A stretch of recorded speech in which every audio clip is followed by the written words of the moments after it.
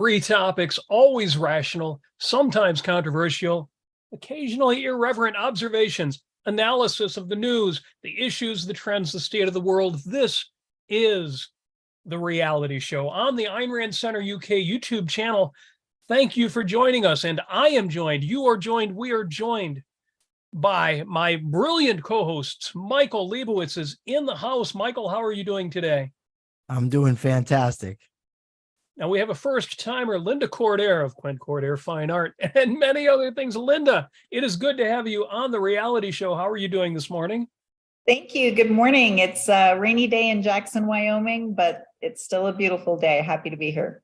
Well, then you couldn't be indoors in a better place than you are today. And of True. course, professional host extraordinaire, Jonathan Honig.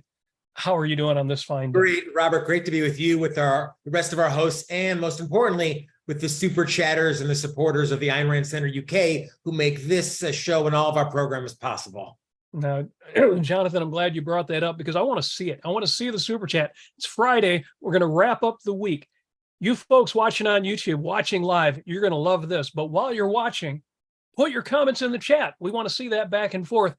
And if you hit that dollar sign, put a couple dollars on it. Anything you put in supports the Ayn Rand Center UK, make shows like this possible. It's also a membership link at the top of the chat. You're all members already. But if you're not, click that link and become a member. Now we've got, as I promised, three topics, and I'm going to tell you topic number two. We always jump to topic number two. We got to tease you a little bit.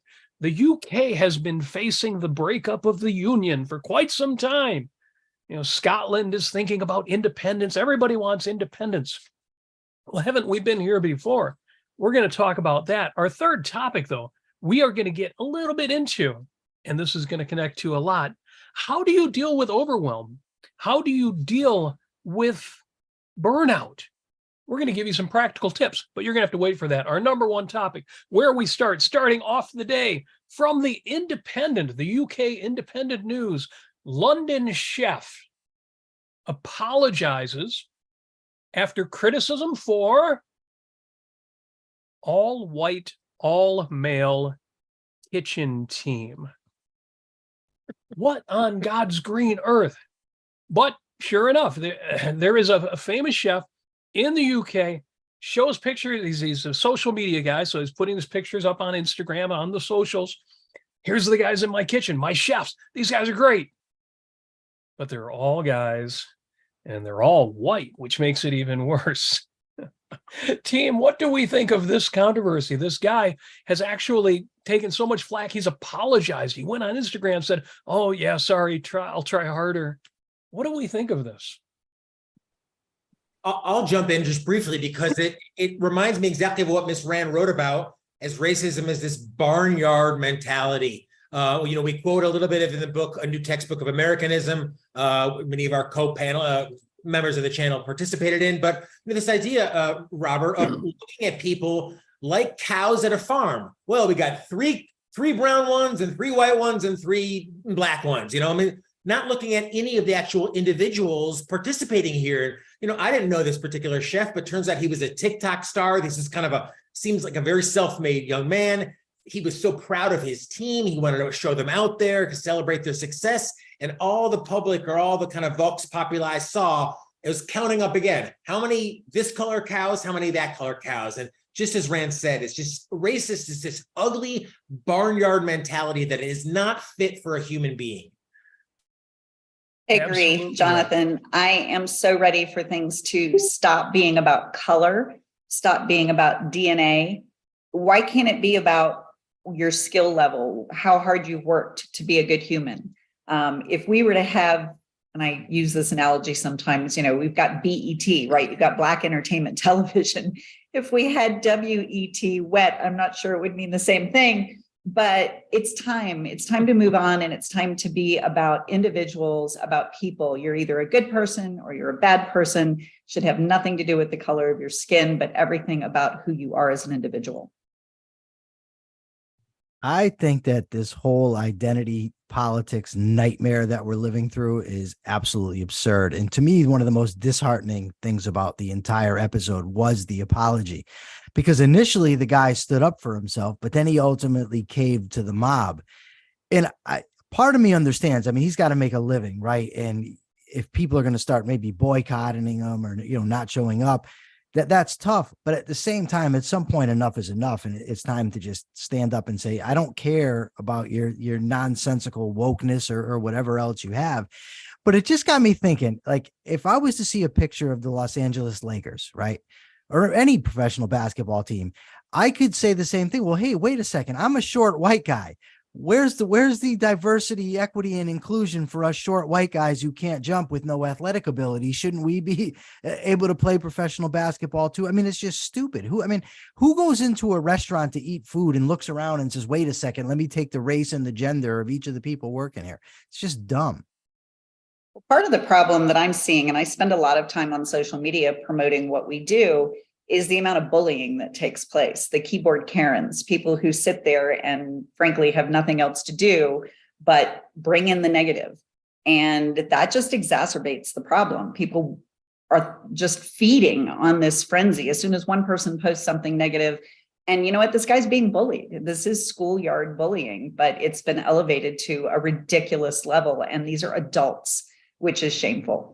But I'll jump in briefly. Actually, Linda, I don't think it's just bullying, because often bullying is something like, oh, well, fatty or something stupid. I mean, these people think that they have morality on their side. We always talk about how morality comes before politics, and many young people today look at a group of, let's say, all Caucasian professionals and say, this is wrong. Why isn't there this percentage of other colored people? So they have been trained, in my opinion, and Michael, you're a much younger guy, but it seems like the morality has changed. When I was coming up, it was seen as moral to look at people's characters. There was still a little bit of that, judge people by the content of their character, not the color of their skin. Now it seems like we're going backward, because we look at a group and like we're going back to that perceptual mentality. All you can do is look at this color or that color. So there's no sense of people's characters at all. And again, just that barnyard mentality that, the morality is heading in the wrong direction. Well, when I say bullying, I'm talking about the pressure that happens on social media to have him back down and apologize. That he was bullied into doing that because, like what Michael said, now he has to worry about people not coming in his restaurant because there's 747 comments that are talking and saying bad things. I've actually had something similar happen in the gallery. Thankfully, it didn't escalate to this level, but I did have a Black person come in and chastise me because, according to her, we had no art of color. I was shocked because all she had to do was really open her eyes and look around. It was there, but she felt that it was important to point that out to me. It's disheartening, but it just seems kind of a part of the course. I have to say, thanks, Marilyn. Thank you, Waz Art. Great contributions, Robert, and Jeff as well, keeping us on the air and keeping all these new shows on the air for ARCUK. Yeah, I was going to say, especially fun to see Was Art, the great John Was, artist who has been a co-host on these shows before with Linda in the house. How much better could that be? I spent went out yesterday evening to a scavenger hunt. You think that's going to be crazy, people running around, all sorts of rogue behavior, but it was at the Detroit Institute of Arts. We took over the art museum and had a scavenger hunt. How much fun is that? A lot of fun. There is an African-American art section there, but there are all sorts of cultural art sections there. I was surprised it seemed how little bowing to diversity there was. But then if you have an art museum, you have natural diversity. Linda, I know that you've got that in the gallery, and they may say, well, but I see more white. I see more white male artists. I see more. It's terrible that anybody is doing that kind of inventory, that anybody thinks that is the way to approach, an art gallery of all places, but really any business. You're absolutely right. The first response should be, wait a minute. The supposed anti-racists are the one who are telling us, hey, look, color matters, race matters, gender matters. What? The anti-racists are, of course, that's what anti-racism was. Now, I get it's been a long progression. There is racism out there. And so people think, well, you've got to do more than nothing. You've got to do something active. But the answer isn't to shame people into it.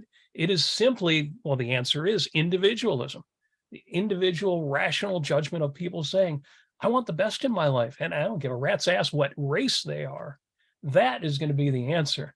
The shaming that Thomas Straker has had to put up with from these clowns out there on the social networks. And it's more than clowns on social networks. I don't mean to minimize it. I know this is real and the impact is real, but it's insane that he should have to face anything like that. It is hard enough to start a legitimate business with all the concerns you've got of keeping a business running.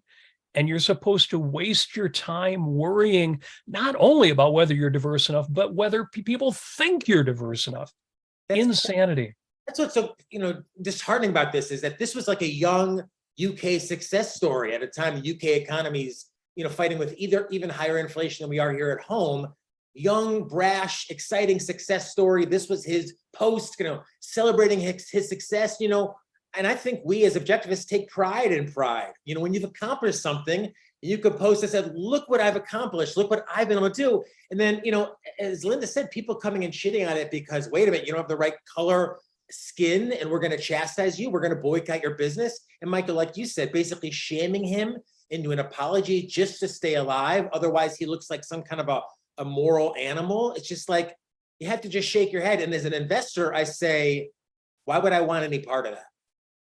You said something, Jonathan, that they assume the moral high ground, and it's true. And my thing is this, even like you said, well, when you were younger, people used to judge by character. But even then, I don't think most people actually had an objective standard by which to assess someone's character. And so these guys, these gals, whatever they are, they assume that they have the moral high road, but no one actually stops to say, okay, well, how are you judging the morality of these people?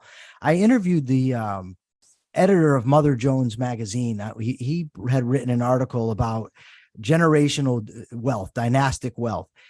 And he was talking about it. It's just wrong. It's wrong. It's wrong. And I said, okay, so you're making a moral case. And he said, yes, I am. And I said, okay, well, I want you to tell me, by what standard are you judging this to be wrong? He said, huh?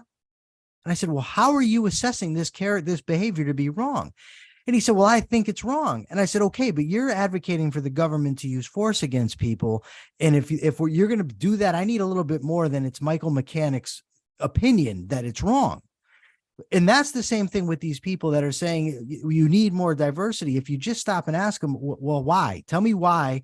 Tell me what morality dictates this. And how do you prove that? And then they're just stumped. But but most people, it seems, they don't have that. No, there's no appeal to an objective morality. So it's just the mob mentality or whatever the mob happens to think. But here's a chef that chose these 3 people to work in his restaurant, hopefully based on their qualifications as a chef.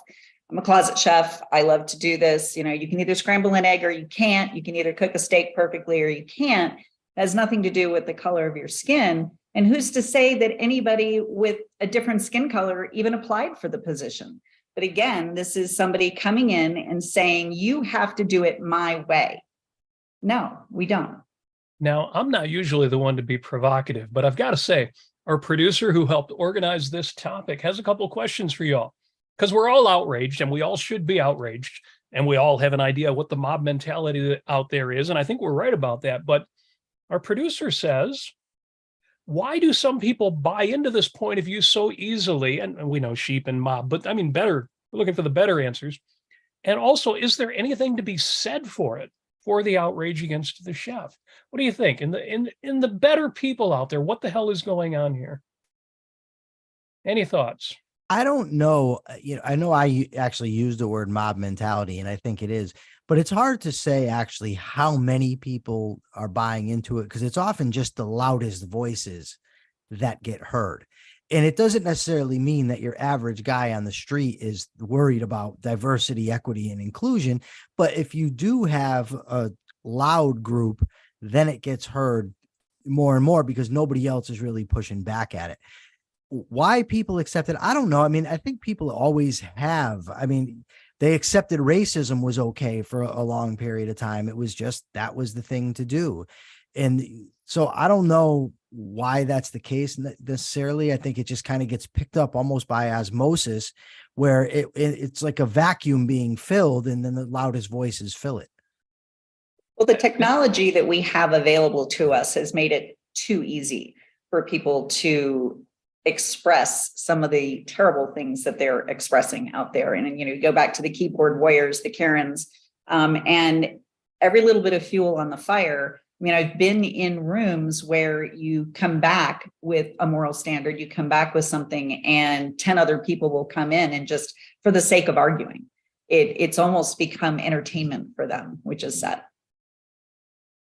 The whole enterprise makes me think of the town Ford Hall Forum from Miss Rand, where I believe it's global balkanization, but she talks about, and I'm quoting now, "You've never thought of it before, but you have become race conscious and try to untangle your own ancestry. You find it so mixed that you cannot qualify for any of the groups into which your community is based. The Afro-Americans, the Chicano-Americans, the Italo-Americans, the Jewish Americans, the Irish Americans, and you are just a mongrel American. So am I," Miss Rand says. So there's just that race consciousness that, Michael, to your point, just seems to be moral now. It seems immoral to say, to dismiss someone's race. What's moral is to take it big into account. Well, they're this color, we have to have this expectations of him or her, not based on their own character, not based on their own actions, but based on their skin color. So that's why it's this total step backward, this perceptual level barnyard bullshit that only objectivism opposes, to my knowledge. Well said, Jonathan. Now, I have to shout out a few more super chatters. We've got another super sticker from Nick. Thank you, Nick. He is in with $2. Gene Walter is in with a substantial contribution and says, donation to add color to Jonathan's walls. This panel is crushing it with their staging. Well, Gene, I don't know about bringing color into this. We don't want to be, judging Jonathan based on the color of his walls. That sounds kind of superficial. Oh, there you go. I win. Jonathan is throwing it at the walls. Kindred Amy is in. I think I may know this person. Kindred Amy is in with a couple of super chats and says what these programs actually mean. Make the assumption that some people, based on looks, need extra help, and then run your business as a charity. Comes down to, where did we go here? Comes down to altruism and can be insulting to recipients. Instead, get to know people as individuals and use rational standards that people can be proud of. Well, there's certainly the answer, the solution. Hey, welcome. You're our new chef. Yeah, you know what? We really wanted Joe, but you're a black guy, so we chose you instead. Come on in. I mean, it's like, who would want that? And we're not even going to say that. We're going to leave him wondering, did he get there on the merits? Yep. Mary Aline is in with another super chat and says, Coleman Hughes is good on these issues. I'm trying to recommend one of his songs, but YouTube won't let me. I'll put it in the chat. So folks, if you're in the chat, watch out for Mary Aline's recommendation there. Thank you for that. Just real quick, because Jonathan, you've kind of led us into topic 2 already here. I was going to say to the question, are there any merits? There may be merits based on past racism out there, but the answer is going to be to stay rational. Do not hire based on sex or race, and do not let the whining throng sway your course. It's hard enough to run an outstanding business or even a functioning business without all that nonsense. So fight racism if and when you can, if it's real racism, but that's a whole separate issue. I did a whole episode on anti-racism. Link is in my show notes at facebook.com/Robert Naser. And Jonathan, you mentioned global balkanization. What is balkanization? Well, in the Balkans, there was ethnic fighting. Think of countries being split apart by fighting, not secession per se, but just split apart like the former Yugoslavia. And what was it about? Was it about freedom? Was it about liberty? No, it was about race. It was about tribes. It was about ethnic groups. So our topic number 2, the UK has been facing calls for breakup for some time, including many in Scotland seeking independence. What do we make of this? Now, this is kind of a Europe-centric idea, but we've seen the same thing in the US. How many times have people in Texas say, we need to be a separate country. We need to get the hell away from all these liberals. So what do we think? I don't know much about the Scotland and England. I know that there was a time in history when they weren't both part of the United Kingdom, and then they were part of the United Kingdom. So there's a history of separation there. But in America right now, we have a small but kind of loud group who wants a national divorce, and they argue for secession. And I find it interesting because they argue for secession based on the principle of consent. They say that if we don't consent to be part of the union, we should be able to come out. But unless 100 people, 100% of the people in the given territory that you want to use to secede, like if you're in Connecticut, say, unless 100% of the people in Connecticut concede to the secession, well, then you're going to be violating the very principle of consent that you're complaining about. You're saying we don't consent to being part of the United States of America, let's get out, but you're necessarily taking people with you that aren't consenting. So I don't know how they get around that. And it really is, to me, a broad collectivist premise. The thing to do is to fight for individual rights, because what state in America, for instance, or in Scotland, if they secede, if Scotland separates from England, it's not like they're doing so for the purpose of individual rights or individual liberty. It's just to have their own country, to do what, whatever tyranny they want to practice. I know that might be an extreme word for some people. It's not for me, and I think it's the same thing in America. There's no state in America, to my mind, that wants to withdraw based on individual rights and capitalistic principles. It's just they want to be able to enforce their own brand of control. I wonder how much of it is Scotland just wanting out from underneath the monarchy. I mean, hopefully what we're starting to see is that fall apart. Whether they'll, continue with their own or do something that's far better, as they should, remains to be seen. But I'm starting to smell a little bit of the monarchy disbanding, which is a good thing. Of course, Robert, thanks for reminding us of the term balkanization. And obviously, Ms. Rand wrote this seminal essay. I have it here up on our screen, Global Balkanization, from the Fort Hall Forum in 1977. And Michael, to your point, this is just a must read, must listen to. I'm sure it's on the ARI website for free. But Michael, to your point, she talks about tribalism as being, and collectivism as being, that philosophical root cause of all the balkanization, where, right, you want to break apart from a society. Why? Because of the color of people's skin, or everyone's ancestors ate the same ghoul or something, and farmed land in the same way. These non-essentials, and again, reminds me of something Miss Rand said, and I believe in one of the lectures. There's two ways of changing the culture. The establishment. You can make it better, or you can make it worse. And some of these moves towards independence don't seem to make it better at all. Yes, I think Ayn Rand gives the union of what I think all three of you are saying. If I could just read this one paragraph from that essay and Fort Hall Forum talk, Global Balkanization, because Ayn Rand said, and she's so concise, she's so precise. Listen to this. Some people ask whether local groups or provinces have the right to secede from the country of which they are a part. And the answer is, well, on ethnic grounds, no. Ethnicity is not a valid consideration, morally or politically, and does not endow anyone with special rights. As to other than ethnic grounds, remember that rights only belong to individuals, and that there is no such thing as group rights.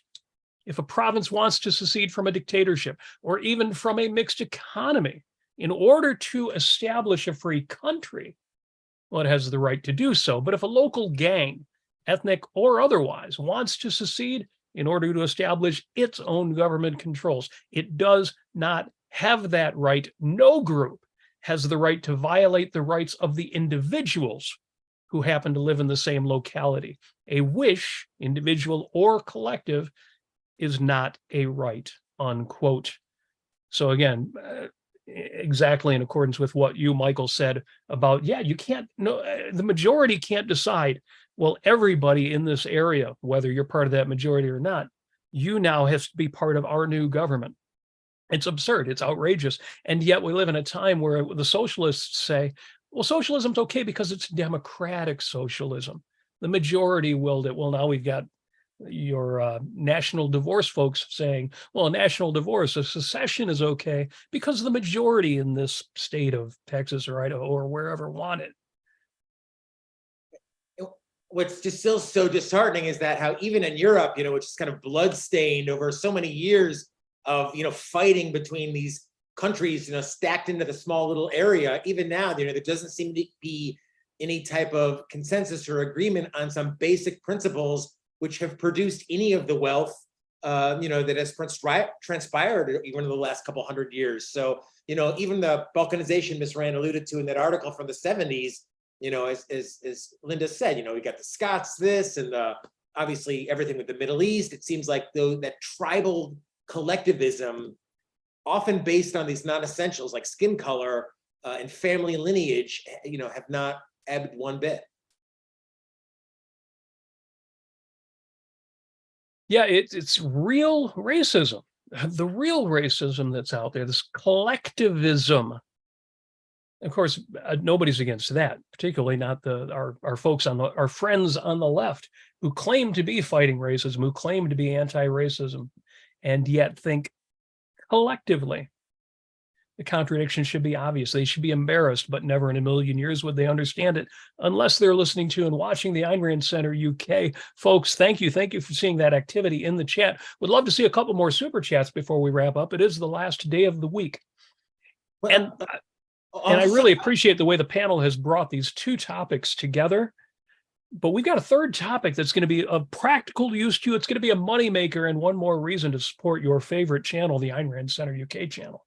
Any more thoughts before we leave topic number 2 on balkanization in the UK and elsewhere?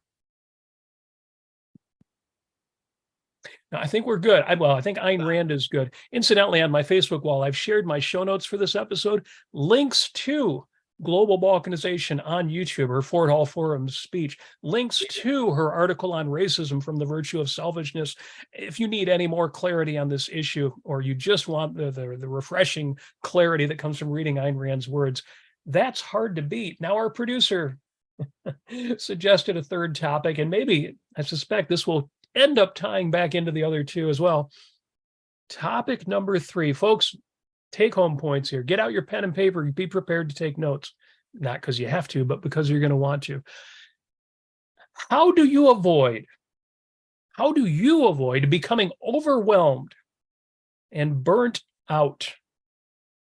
So that question, I thought, oh, have we got answers to that? But he goes on, do you have strategies to deal with this, or do you struggle with these issues?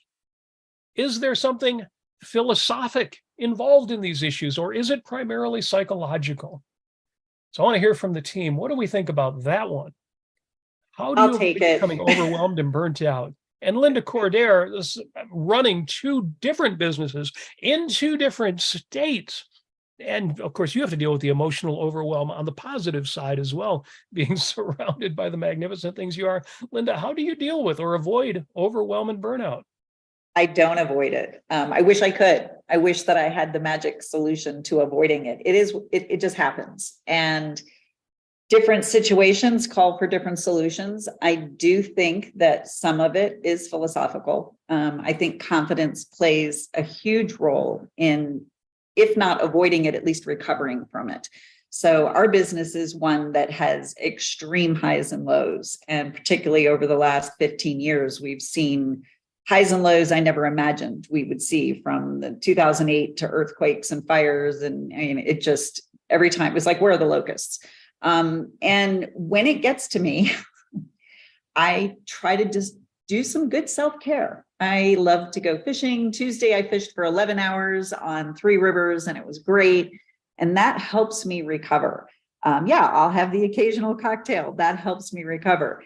And you would think, looking at what I do, that, everything's all candy and roses. And I do have one of the best jobs in the world. I truly love what we do, but it's not without its challenges. So while I'm not able to avoid it, I do try to find some time to rest, get some me time. I mean, heck, last night it was just an hour at Target. I know that sounds crazy, but it was retail therapy. And you do what you can, but having the confidence to overcome it, to want to overcome it, I think is one of the key objectives for me. Yeah, I love that expression, retail therapy. It's a joke, but it's not a joke. And it's great to be reminded that whatever you're facing, you can go out there And there's a whole wide world of, some trivial and some amazing opportunities open to you for the cost of whatever happens to be in your wallet. I love retail therapy. What do you think, Well, Michael? retail therapy doesn't have to be Wow. buying anything either. Retail therapy can just be wandering Yeah. around and changing your surroundings. For me, driving out and sitting at the base of the Tetons is also another really great way to just unplug. Going out where I have no cell phone service, where I can't get the notifications that go on my phone, all day long, every day. But I only get one day a week to do that traditionally. And that's if I'm not traveling. So I work hard at it, but I'd like to think that as I get older, I'm getting better at it. We got a few strategies in the chat, folks. Make sure you're keeping up with that. But who should I go to next? Michael, do you have any strategies for dealing with burnout or overwhelm? Any recommendations? I do. And it reminds me, there's two things. 18 years ago, I think it was 2005, and I was in prison and I was very, very stressed out. And I thought about it. Why am I so stressed out? What's going on here? And I realized that almost all of my stress had to do with the people with whom I was dealing. So I made a decision. I said, you know what? Every time somebody that I know leaves this block and somebody new comes in, I'm not meeting them. I don't need to know them. And sure enough, that happened over, course of years. I cut my circle down to very few people, and my stress got a lot less. And over the last few days, I've been noticing that my anxiety has been very high. And I'm saying, what's going on? I can't sleep. What's happening? And then I realize what's going on. And it's the same dynamic. I'm new to social media, maybe 4 months. And what I wanted to do was set up a Facebook page where people from disparate viewpoints could come on and have rational discourse, debate. I love discussion and debate. However, what's happened is there's just a lot of craziness. I don't know how else to describe it. I mean, they think that insults, are a substitute for argument. They think that just if they tell you you're just a leftist or you're brainwashed or whatever. And so I said to myself, you know what? It's the same principle that I went through in 2005. So now when I come across that craziness, I'm just going to block people or unfriend them and keep them out of my atmosphere.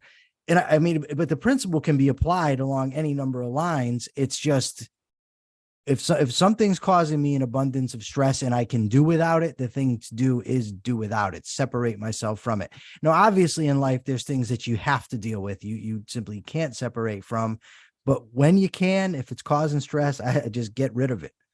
And I'm already feeling better. My daughter-in-law calls that cutting the fat. Eliminate those people that you don't want to be around. Good advice. Your comment, Michael, about putting social media in its place. I remember Dr. Peikoff on one of his podcasts talked about how he didn't want a phone that did anything besides be a phone. He didn't want a smartphone. He didn't want email on his phone. He didn't want text. He wanted the internet. He wanted just a phone. So he set that boundary up to know. This is my interpretation. I kind of know himself, know what he wanted and what he didn't want it for that purpose. And Robert, when I think of this as the idea of kind of dealing with stress and maybe getting to some of the root causes of it, and stress is part of life, etc. I know Jean Maroney, who happens to be Harry Binswanger's wife, but has done a lot of work in this area from an objectivist perspective on kind of occupational things, how to deal with stress, how to use it, how to introspect so that you're not evading it. And I'm not saying anything we're talking about is necessarily evasion, but kind of working through that. So Jean is always good on these topics. Me, I tend to evade it. No, not really. But what I do is I do something that Alan Greenspan, formerly of The Collective, I think is known for doing, which is, drum roll, taking long, hot baths. So I'm an early morning bather, and oftentimes with the news and kind of catching up with the morning. So for me, there's a morning ritual of, sometimes could be 45 minutes. I'm up quite early, of a really long bath like Dr. Greenspan. And for me, that's a ritualistic thing that often helps keep some of that anxiety in check. So Jonathan, on the bath thing, I love a good long hot bath, but I can't shut my brain off. My brain goes 23 and a half hours a day. And so often when I'm trying to do something like that and relax, and just cut everything out, I can't shut my brain off. Do you have any suggestions for that?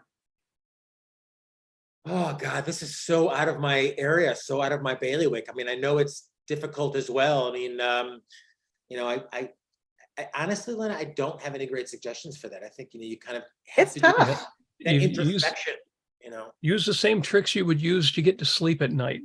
Start counting backwards from 300 by threes, or any other mentally engaging task that is trivial, but just hard enough that you can't parallel think about something else at the same time. Good music can do that for you as well. We've got some folks in the chat are also mentioning Gene Moroney, and I've got to say, on my notes for this, I also have Gene Moroney first and foremost, and thinking on paper. Now, thinking on paper, we think, well, that's a problem solving approach, right? Well, it's also a great way for dealing with overwhelm. I always say in my own terminology, externalize, get stuff. And Linda, this will help you when you go to take a bath.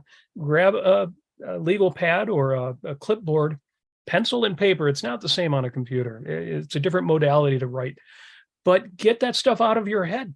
Write down that top 10 things of things that your brain is saying, wait, I need to keep thinking about this. I can't stop thinking about this. I've got to make some progress, at least in my head. Get those out on paper so that you can return to them later. And not just so you can return to them later, but knowing they're out on paper will change your state of mind. I love Mike's advice because I put that in the category I talked about last Thursday in my episode, Evict Your Enemies. Curate your inputs. You decide, what is social media going to look like to you? What's coming in? Who am I following? Who am I engaging with? And this applies to your daytime activities as well, your IRL, your in real life activities. You know, Ayn Rand used the heading, choose your issues, or some people say pick your battles. And that doesn't have to, sometimes that's an evasion, but it doesn't have to mean an evasion like I'm just going to ignore everything and decide not my circus, not my monkeys. No, I'm going to be selective. I'm going to engage with what it's rational to engage with. So that would be one of my answers too. But I love the recommendation for Gene Moroney. She's been on the channel several times in interviews. Amy Nasser and I have interviewed her twice. Those are links in my show notes. But she's obviously been on Harry Binswanger's show. They seem to know each other. Inside baseball there for folks who don't know that Gene Moroney is married to the philosopher Harry Binswanger. And this coming Monday on HBTV, the Monday show, Harry Binswanger is interviewing Gene again, this time on motivation. That's going to be a great show. But her information, the great thing about Gene Moroney is that she has a ton of information out there. She runs her own organization called Thinking Directions. She has a whole program that you can subscribe to, Thinking Labs. But there is so much free content on her website that addresses exactly these kinds of issues. So yeah, that's something I would add. Life on Earth. We always objective, you know, philosophy. Oh, it's out there, but like Gene applies it and really makes it about life on Earth and improving your life on Earth. Robert, I know you do this so much as well, you know, in so much of your work. So it's like, you know, isn't that the whole thing of objectivism? It's about living on Earth. So Gene and so many of the other individuals on our channel are so great at doing that. And we're only able to bring it to you because of the donations every day. Yes. And speaking of donations, we did have another super chat come in. So thank you very much for that. Oh, my scroll wheel just went wonky. Mary Aline is also giving the thumbs up to Gene Moroney. She says, Gene Moroney is brilliant, so helpful to me. I know many of the people who are engaged with the Ayn Rand Center UK are in the Thinking Labs program. It's not cheap, but it is a bargain for what you get out of it. So I would absolutely second any recommendations in that regard. And again, Gene Moroney has a blog on the site that's all free access, and she at least, you know, gives you a base level of just about every topic she engages with. It's really outstanding. Now, the question came up in regard to this topic: is this primarily philosophical or psychological? And I thought, well, there are kind of real pitfalls to thinking everything is philosophy. So if anything goes wrong in your life, there must be something wrong with you morally, which is obviously not true. But, you know, there are philosophic issues involved in it. So if you catch yourself feeling guilty, even though you know you haven't consciously done anything wrong, if you feel like your burdens mean that you are not handling things rationally, or just are making it difficult for you to handle things rationally, realize that, yeah, there is the finite nature of your own psychology. There's only so much you can do. Find those strategies that'll work for you. But when you find them and you say, oh my gosh, I've been doing this all wrong, it doesn't necessarily mean it was a philosophical issue and you should feel guilty. even if that was the case, what matters is not, oh, I screwed up, but, oh, good, what can I do right now? So that would be the other thing I would recommend, is that forward-thinking approach of not, oh, what have I been doing wrong, but, well, let me figure out what I did wrong so that I can work on it, so I can improve, so I can now do it this other way. And I'll just quickly say, it's kind of my final POV on the comment is, and the topic is, like, Rand always talks about, my opinion here, it's not, the problem isn't just having an emotion, but it's going on it and not introspecting and thinking about it. So you have an emotion, but then you say, all right, what am I thinking? Why am I thinking it? What's going on here? What's the big picture? And Robert, as you said, writing something down can often do that. It kind of illuminates it, puts it out there. You can start to process it. So sometimes if I'm very scared of something, if you can start to kind of process it, talk about it, integrate it, work with it, not get it out there, you can deal with it. So many of these processes to not evade something help you live with it easier, deal with it, be able to move on with life. So introspection is the key, and Rand talks about that a lot. Excellent. And I think that it's not too hard to tie these three topics together. If the people who are judging our chef in the UK for not having enough women, and they didn't actually get into the color issue on the first story that I read, but they did in the second one. If they're going to take somebody like this is a great guy. He's on social media, watch his videos, Chef Thomas Straker, and say to him, well, yeah, but you're awfully male, you're awfully white, your whole, kitchen crew. This kind of ability to say, well, no, there is nothing about me that is race oriented. I'm just running the best restaurant I can. This is how it happens to look today. And then you can just walk away from that. Now, it might be a mistake that he felt compelled to engage, and then he pissed a bunch of people off and he felt compelled to apologize. Whereas that moral certainty on the philosophy side, that's what somebody like Chef Thomas Straker needs. And yeah, that's not necessarily going to make all the problems go away, which is why we do need to fight this stuff. Which is why I am happy to be part of the reality show and part of the Ayn Rand Center UK. I want to give a huge shout out to all of our super chatters and super commenters, sticker people. Your contributions keep the channel running. Your membership keeps the channel running. Some of you have that special icon that shows you're also a member of the Ayn Rand Center UK YouTube channel, which gives you access to some extra perks too. Really appreciate seeing that and the opportunity to talk to people like Michael, Linda, and Jonathan. Any more thoughts we have from the crew today on any of these three issues? I just like to say about the burnout. I'm thinking more broadly than burnout in terms of stress and anxiety. And Yeah. I have an anxiety problem, and I used to keep thought reports so that afterwards I could write down my thoughts and see what I was stressed out about, and then actually analyze the situations and see which thinking errors I was committing. And I had my folder full of thought reports, 2 years after I had been done with it. And I opened it up and I was looking through it, and not almost all, but every single one of the situations that at the time I was so stressed out about were nothing. They meant nothing. They were of absolutely no importance. And in that moment, I felt like, oh my God, this is so important. I've got to deal with this. What's going to happen? What could happen? And it was nothing. And I think that the thinking error actually there is, it's a thought distortion. They call magnification. It's blowing things out of proportion. And something that helped me, not just with that, but in general, is I read a book by the economist Ben Stein, and it was called 100 Ways to Screw Up Your Life. And one of them was fight every battle. Because if you fight every battle, you'll be miserable. And that's me to a T. I think I've got to fight everything. Every time somebody disagrees with me, I feel I've got to make the case. I can't let anyone think that I'm agreeing with this guy or agreeing with this girl. And I guess what I'm saying is that's a lot of the stuff that stresses me out, and I'm sure a lot of other people, it's not worth fighting over. It's not worth arguing over, and it's really not important. And I think if I and people in general would focus on what is really important, the stress would lessen considerably. Pick the hill you want to die on. Yeah, well, or pick the I'd hill you rather want to pick the live hill I'm on. going to live on. Yeah. I pick the one I'm going to win on, but There you go. Yeah, that's kind of obvious to Linda because she's surrounded by it. But I know people who get into philosophy so that they can fight, but they have no sense of what they're fighting for. So yes, I love to engage with these issues.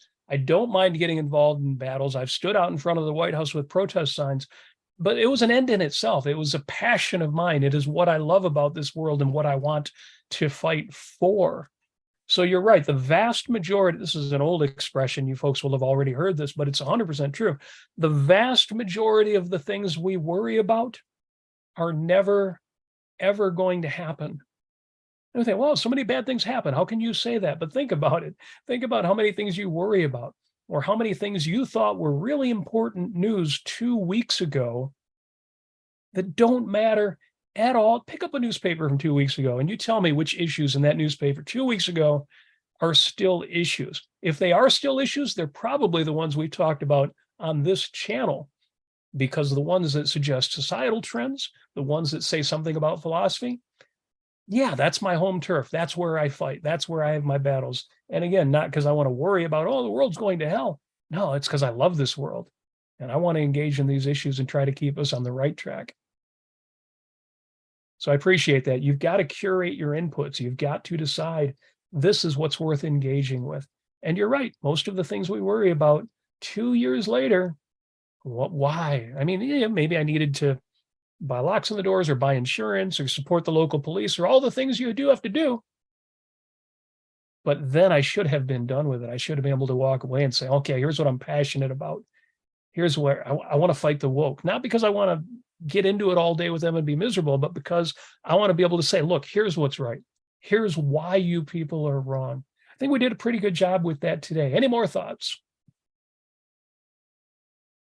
I'll just quickly end with one comment that we started with this idea of a successful chef being chastised because he didn't have the right gender or color people on his staff. Yeah. Quick plug again for New Textbook of Americanism. Miss Rand asked the question, why is racial prejudice un-American? And it is. That notion of looking at people, in my opinion, based on the color of their skin, it's so gross and disgusting and un-American. So I definitely recommend a New Textbook of American to read and understand a bit of what Miss Rand thought on that topic. Yeah, the editor did a great job with that. Those started out as essays that Ayn Rand wrote in the 1900s, the mid, like 1940s. Yep. Great essays, but to flesh that out with contemporary commentary and show how this battle isn't over at all. So I'm looking forward to cracking my copy and reading the specific passages you're talking about. Jonathan Honig, thank you for making that book happen. Thanks to all. Thanks to our super chatters as well. And folks, we will do this again next Monday. It's already Friday, the end of the week. Have we had a great time on the reality show? Yes, we have. I hope you took away some insights, both on managing your own state, your own burnout, your own challenges. But really, we've got to support people like Chef Thomas Straker and anybody who's running into these hoodlums online, on the socials, trying to tear them down. I know you do. I see you on the socials. I appreciate that. Thank you so much for joining us. Thank you for being part of the philosophy posse, Jonathan, as you say. And I think that's exactly the right term. Thank you for being part of the Ayn Rand Center UK. Have an outstanding weekend, and we will do it all again on Monday. Reach out to Chef Stryker. If you're on social media, reach out, give him the link to this channel, and have him watch this show. Best premises, y'all. Cheers.